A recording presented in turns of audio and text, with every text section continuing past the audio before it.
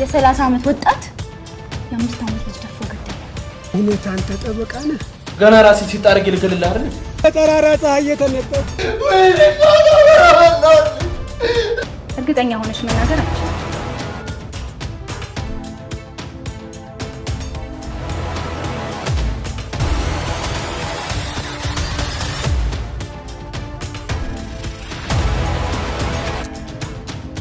መጣ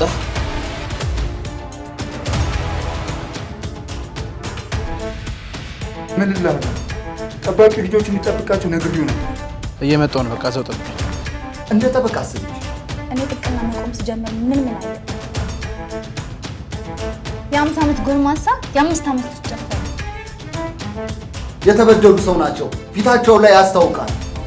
ጓደኛና ሚስት ችግር ውስጥ ከታችኋል። ከሚያስፈሩ ሰዎች አንቺ ከኔ ብቻ ትዕዛዝ መጠበቅ አለብን። እሺ አለቃ። አሁን ካለህበት ውጣና በፍጥነት ይዛሃቸው ከኔ ድረስ ምንም ነገር ጉዳት እንዳይደርስ።